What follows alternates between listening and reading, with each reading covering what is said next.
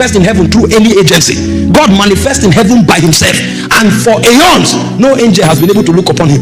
The moment he appears, they fall on their faces. So it was impossible for God to have a relationship with them. And so this time around, he is not intending to manifest by himself. What he wants to do is to manifest through you. So you become the theater that gives expression to God. But when God is not handled on the inside of a man, the man does not only lose the ability to reflect God. Every day he's calling on God to come and answer prayers, and he's excited. Listen, I know there are verses in scripture where people call upon the Lord, where God encourages people to call upon him, but you need to understand the difference between scripture and revelation. You can pick a scripture, quote it, you will be correct in a dispensation, but when God moves, that your scripture that is a correct scripture may not be conformed to revelation. I give you an instance. For example, when you are dealing with the subject of healing, if you study the book of Exodus 25:23, the Bible said, you shall remember the Lord your God, you shall serve the Lord your God, and he shall bless thy bread and thy waters, and he shall remove sickness from the midst of thee. That is a scripture, and that is correct.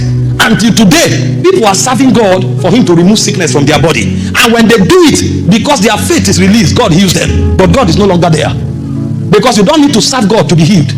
That was what he told them when they left Egypt. When they moved further, the Bible came, and the Bible began to speak to us from Isaiah 53, and he said he was wounded for our transgressions, he was bruised for our iniquities, the chastisement of our peace was upon him, by his stripes we were healed. So we are no longer debtors to sickness.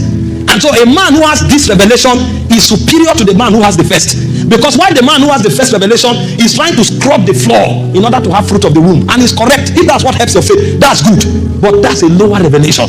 Another man doesn't need to scrub the floor.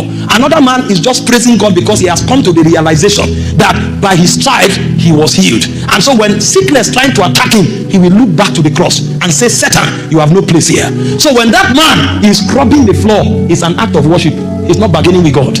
While one is scrubbing the floor and is bargaining with God, Lord, give me a fruit of the womb, give me a son.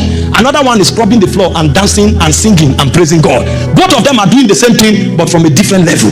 One is doing it to receive, another one is doing it because she has already received. So one is trying to get the solution, another one has gone past the solution. So you need to understand the difference between scripture and revelation. Meanwhile, there is yet another who is not just looking at the cross anymore. There is another man who is functioning at another level. He said, that same spirit that raised up Jesus from the dead dwells in your mortal body. He said he will quicken your body. He will quicken. So that man is not even trusting God for healing. He doesn't know whether sickness exists. He doesn't know. When you are talking about sickness, he can ask you, what does that mean? And you will look at him and say, are you crazy? He's in another world entirely. Where he's functioning by revelation is a realm where sickness cannot exist. Those are the kinds of dimensions that men like John G. Lake handled. And the plague that others are trusting God not to contact, when the plague touch him, the plague die. The virus touch him, the virus die. It's not something to hear and just start shouting and say, if I touch the virus, it will die. It depends on the world where you are walking in. Because when you enter revelation, revelation becomes a civilization. A man who said, that same spirit that is in me quickens my mortal body, doesn't pray for healing. That man walks in divine health. If you ask him about sickness, he will laugh at you. It's a different world entirely. So there is a difference between quoting a scripture and walking in revelation. Revelation is a spectrum. For those of you who study science, you know that this white light you see is not white. This white light you see is a combination of 7 colors. When the light passes through a spectrum, it will divide into 7. You will be shocked to see red inside this white light. You will be shocked to see green inside this white light. When you are quoting isolated scripture, it's like picking the individual lights in the spectrum. But a man who has revelation has embodied the whole light. And so if he finds you operating at a lower revelation, he knows that's what helps your faith. He will allow you, but when you want to grow, he will move from there. Because the time will come when, if you are doing kingdom business, you can't afford to waste time praying to be healed. Because there are territories you will enter that your first step will be with sickness and death. There are places God will send you to and it will be plagued. You need to carry something that makes you live above the realm of sickness to be able to do kingdom there. If you have not come to that level of revelation, then your work with God will be limited. And so what God designed when he made us was for us to function in the realm of the glory.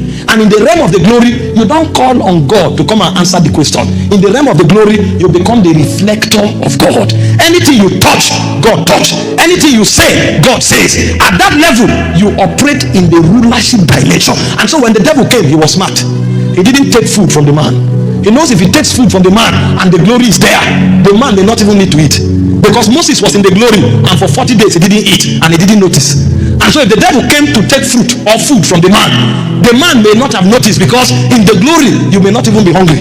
So the devil may keep the food for a lifetime and the man may not even notice. Why? Because in the glory you live beyond time. When the devil keeps food for 100 years, the man may think it's 1 second, and maybe he eats after 6 hours. That means the devil will keep that food for 6,000 years before the man notices.